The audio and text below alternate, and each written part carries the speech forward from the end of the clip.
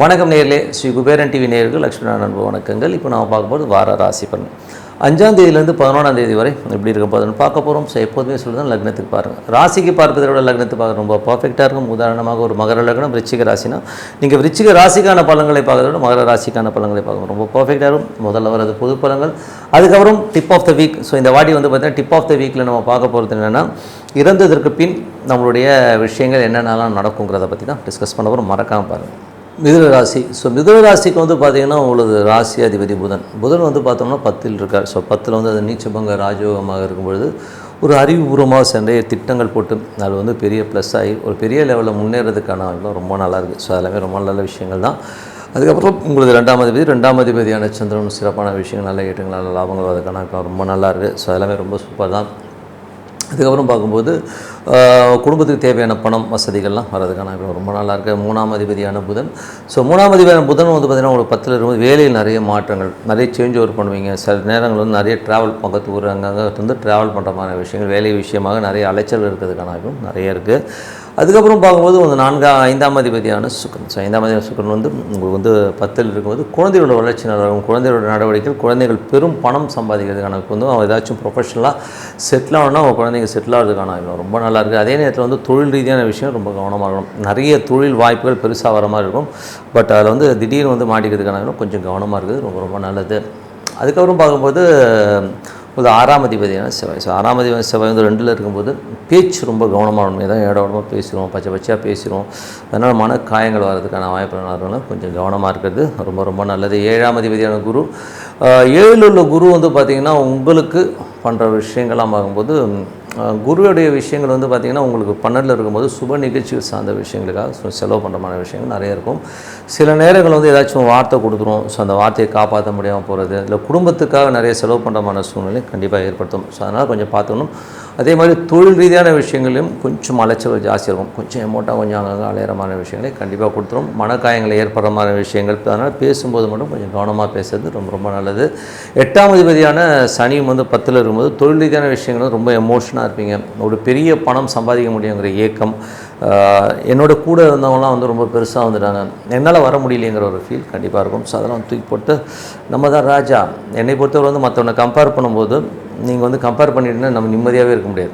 அதனால் கம்பேரிசனை தூக்கி போட்டு நீங்கள் போட்டு ரிலாக்ஸாக இருங்க. ரொம்ப ஹாப்பியான லைஃப், நல்ல லைஃப் கண்டிப்பாக இருக்குங்க. ஸோ அதுக்கப்புறம் பார்க்கும்போது உங்களுக்கு வந்து 9ஆம் அதிபதி சனி. ஸோ 9ஆம் அதிபதி வந்து உங்களுக்கு சனியாக வரும்போது, சனி வந்து பார்த்திங்கன்னா உங்களுக்கு வந்து 10ல் இருக்கும்போது தொழிலில் வந்து வெளிநாட்டில் இருக்கும்போது ஒரு பெரும் பணம் வரதுக்கான வாய்ப்புகளை கண்டிப்பாக இருக்கும். ஸோ வெளிநாட்டில் இருக்கும்போது பெரிய பொருள் வளர்ச்சி, இங்கேருந்து வெளி மாநிலங்களில் போய் செட்டில் ஆனவங்களாம் வந்து நல்ல வருமானம் வரதுக்கான வாய்ப்பு.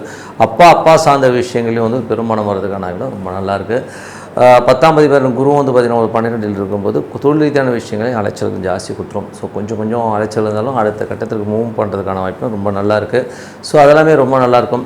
அதுக்கப்புறம் பார்க்கும்போது உங்களுக்கு 10ஆம் அதிபதி 12ல் இருக்கும்போது தொழில் ரீதியான விஷயங்கள் அலைச்சல்கள் வந்து ஆக்கப்பூர்வமாக கொஞ்சம் கவனமாக பேசுகிறது தான் ரொம்ப முக்கியம். ஸோ அதனால் பேசும்போது கொஞ்சம் கவனமாக பேசுங்க.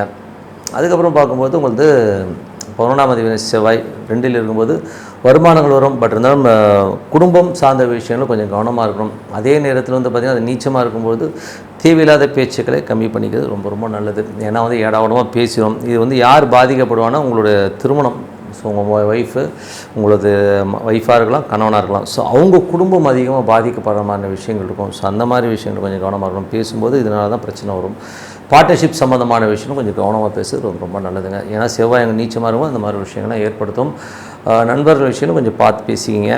அதுக்கப்புறம் பார்க்கும்போது உங்களுக்கு 12ஆம் அதிபதி சுக்கிரன் வந்து பார்த்திங்கன்னா 10ல் வந்து உச்சமாக அது பரிவர்த்தனை வந்து 12லேயே வரும்பொழுது குழந்தைகளுக்காக நிறைய கடன் வாங்குறது, குழந்தைகளுக்கான கொஞ்சம் செலவுகளை அதிகமாக பண்ணுங்க. ஸோ மற்றபடி எல்லாமே செலவு தான். ஸோ என்னை பொறுத்தவரை இது ஒரு கால்குலேஷன்ஸ், நீங்கள் ப்ளஸ் அண்ட் மைனஸஸ் எது இருக்குன்றதை வந்து கரெக்டாக பாயிண்ட் அவுட் பண்ணி பார்த்தீங்கன்னா ரொம்ப சிறப்பாக இருக்கும். Tip of the week. So tip of the வீக்கில் வந்து பார்க்க போகிறதுனா இறப்பு. ஸோ எல்லோருக்குமே வந்து பார்த்தா இறப்புங்கிறது என்னைக்காச்சும் வரணும், கண்டிப்பாக வரப்போகிறோம். ஸோ இறந்த பிறகு நமக்கு வந்து நம்ம என்ன ஆகும் அப்படிங்கிறது தான். ஸோ எப்போதுமே பார்த்திங்கன்னா இறந்ததுக்கப்புறம் அந்த ஆத்மா வந்து அந்த வீட்டுக்குள்ளேயே தான் இருக்கும் ஒரு பர்டிகுலர் ட்ரேட் வரை. ஸோ குறைஞ்சபட்சம் 2 மாதங்கள். ஸோ நிறைய இடங்கள் வந்து 2 மாதங்கள்ன்றது வந்து ஜென்ரலாக இருக்கும். சில இடங்களில் 4 மாதங்கள், ஒரு சில கட்டங்களில் மட்டும் 6 மாதங்கள் வந்து அந்த ஆத்மா வந்து அந்த வீட்டில் தான் இருக்கும். ஸோ அப்போ நம்ம என்ன பண்ணுவோம்னா அதுக்கு தான் வந்து அந்த இறந்த அந்த நட்சத்திரம் எங்கே வருதோ ஸோ அதுக்கான வீடை மூடி வைக்கிறதுன்னு அந்த காலத்தில் பெரிய வீடாக இருக்கும். அந்த ரூம் அவர் யூஸ் பண்ண ரூமை மூடி வச்சுருவாங்க, விளக்கேற்றி வச்சுட்டே இருப்பாங்க, அவர் யூஸ் பண்ண துணியை வைப்பாங்க.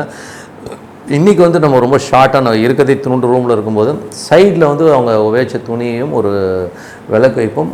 அந்த எண்ணெய் ஒரு வெண்கல கிண்ணத்தில் எண்ணெய் வச்சு விளக்கு போடும். ஏன்னா வந்து அந்த ஆத்மா வந்து அங்கே இருக்கும்பொழுது அந்த அவருடைய கர்மாக்கள் அடுத்த ஜென்ரேஷனுக்கு போகாமல் இருக்கிறதுக்காக இந்த மாதிரி விஷயங்கள் கண்டிப்பாக பண்ணுவோம். ஸோ இது வந்து மூடுறதுனும் ஸோ அது வந்து ரொம்ப நல்லா ஒர்க் ஆகும். ஸோ இறந்த பிறகு என்ன ஆகும்? ஸோ இறந்த பிறகு பார்த்திங்கன்னா நம்ம ஒரு சட்டையை கழட்டிட்டு வேற ஒரு உடம்புக்கு ட்ரான்ஸ்ஃபர் ஆகிறது தான் வந்து நடக்க போகிற ஒரு விஷயம். ஸோ அது வந்து எப்படி நடக்கும் நமக்கு தெரியுமானா கண்டிப்பாக தெரியும். இதுக்கான ஆதாரங்கள் வந்து நிறைய புக்ஸில் வந்து கண்டிப்பாக இருக்குங்க. என்ன மாதிரி விஷயங்களை நம்ம ஆதாரமாக பார்க்கலாம் அப்படின்போது இதில் வந்து முக்கியமாக வந்து பார்த்திங்கன்னா யோகானந்தருடைய ஒரு புக் இருக்குது. அதில் வந்து பார்த்திங்கன்னா ஒரு யோகியின் சுயசரிதைங்கிற ஒரு புக்கில் வந்து ஒரு சாப்டர் வரும். அதில் வந்து பார்த்திங்கன்னா அந்த குரு இறந்துருவார். ஸோ குரு இறந்ததுக்கப்புறம் ஒரு காலகட்டத்திற்கு அப்புறம் அந்த குரு வந்து ஒரு ஒளி வடிவமாக அவர்கிட்ட முன்னாடி தோண்டி பேசுவாருங்க. ஸோ அந்த எபிசோடு வந்து ரொம்ப சூப்பராக இருக்கும். யோகியின் சுயசரிதை புக்கே வந்து ரொம்ப சூப்பரான புக்கு. ஸோ அதுவும் அந்த ஒரு பார்ட்டில் வந்து பார்த்திங்கன்னா அப்போ சொல்லுவார். அப்போ வந்து அவர் என்ன சொல்லுவார்னா, நீ பாடுறா உலகங்கிறது வந்து நம்ம வந்து நினச்சிட்ருக்கோம் இதுதான் உலகம், இதுக்குள்ளே தான் இருக்கிறோன்னு. பட் நம்ம ஒரு சூரிய குடும்பத்தில் இருக்கோம். இப்போ இது நடுவில் சூரிய குடும்பம் நிறைய கிரகங்கள் இருக்கு இல்லையா?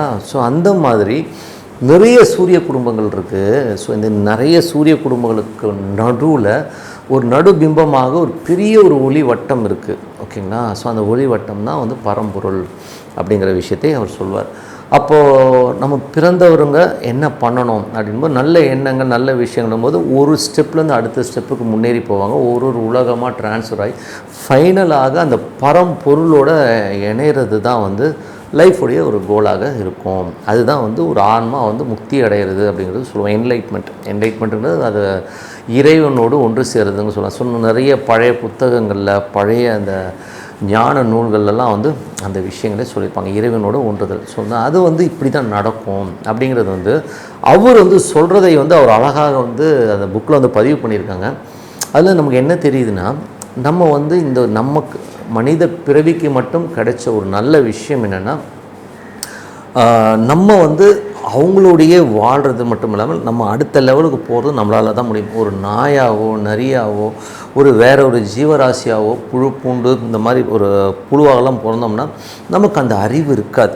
ஸோ அப்போது நம்ம என்ன பண்ணணும்னா, நமக்கு அந்த அறிவுக்கான விஷயங்கள் தேடல்கள்லாம் வந்து நமக்குள்ள வந்து நம்ம மனிதர்களுக்கு தான் இது சாத்தியம். ஸோ நம்ம இந்த பூமியில் வாழும்போதே குடும்பத்திற்காக உழைக்கிறோம், எல்லாருக்குமே சாப்பாடு போடணும், இவங்களுக்கு கட்டி கொடுக்கணும், குழந்தைங்களுக்கெல்லாம் படிப்பு கொடுக்கணுங்கிறதெல்லாம் விஷயம்லாம் தாண்டி நம்மளை வந்து வேறு ஸ்டேஜுக்கு மாற்றணும். அதுக்கு தேவை என்னென்னா நல்ல ஒரு மெடிடேஷன், சாண்டிங் இந்த மாதிரி விஷயங்களை நம்ம கண்டிப்பாக ஏற்படுத்தணும்.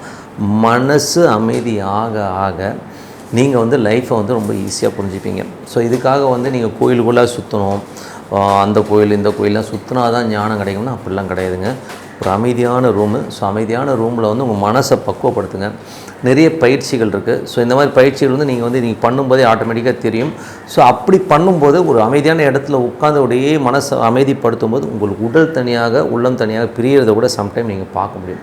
ஸோ அவ்வளோ ஒரு பெரிய மேஜிக்லாம் இருக்குது. ஸோ அதனால் இறந்ததுக்கப்புறம் உங்களது ஆன்மா வந்து இறைவனை தேடி போகணுன்னா நீங்கள் கண்டிப்பாக வந்து ஒரு மெடிடேஷன், சாண்டிங், நல்ல ஒரு இறைவனோட ஒன்றுதலை வந்து ஸ்டார்டிங்கை ஏற்படுத்திட்டிங்கன்னா இருந்ததுக்கப்புறம் ஒரு இறைவனோட ஐக்கியமாகிற ஒரு நல்ல ஒரு ஆன்மாவாக நீங்கள் மாற முடியும். இது வந்து யோகி இன் சுயசரிதைங்கிற ஒரு புக்கில் ஒரு சாப்டராக வந்திருக்கு. நீங்கள் முடிஞ்ச அதை வாங்கி படித்து கூட பாருங்கள். ரொம்ப சூப்பரான ஒரு விஷயம். ஸோ இறப்புங்கிறது இப்படி தான் இருக்கும். ஸோ அதனால் வந்து எல்லோருமே வந்து இறைவனை தேடுவோம். இறைவனுக்காக ஒரு அமைதியான ரூமில் வந்து ஒரு டெய்லி ஒரு 15 நிமிஷம் பண்ணி பாருங்கள். ரொம்ப சூப்பராக இருக்கும். ஸோ இன்னொரு முக்கியமான விஷயம் என்னென்னா, நம்ம வந்து ஒரு வெப்சைட் ஆரம்பிச்சிருக்கோம். ஸோ masterlakshmi.comனு ஒரு வெப்சைட் இருக்குது. ஸோ அதில் வந்து போய் பாருங்கள். ஸோ அதில் வந்து பார்த்திங்கன்னா அஸ்ட்ராலஜி ப்ரெடிக்ஷன்ஸ் இந்த மாதிரி விஷயங்களை பற்றி சொல்லியிருக்கோம். விருப்பப்பட்டவங்க கண்டிப்பாக காண்டாக்ட் பண்ணலாம். ஸோ எல்லாமே நல்லபடியாக நடக்க இறைவனுடைய பிரார்த்தனை ரொம்ப ரொம்ப அவசியம். மனதார இறைவனை வந்து பிரார்த்தனை பண்ண கண்டிப்பாக நம்ம அடுத்த லெவல் போகிறதுக்கான ரொம்ப சிறப்பாக இருக்கும். ஸ்ரீ குபேரன் டிவியை பார்த்தமைக்கு நன்றிகள். மேலும் இது போன்ற தகவல்களை தெரிந்து கொள்ள ஸ்ரீ குபேரன் டிவியை சப்ஸ்கிரைப் செய்யுங்கள். மறக்காமல் பெல் ஐக்கானை கிளிக் செய்யுங்கள்.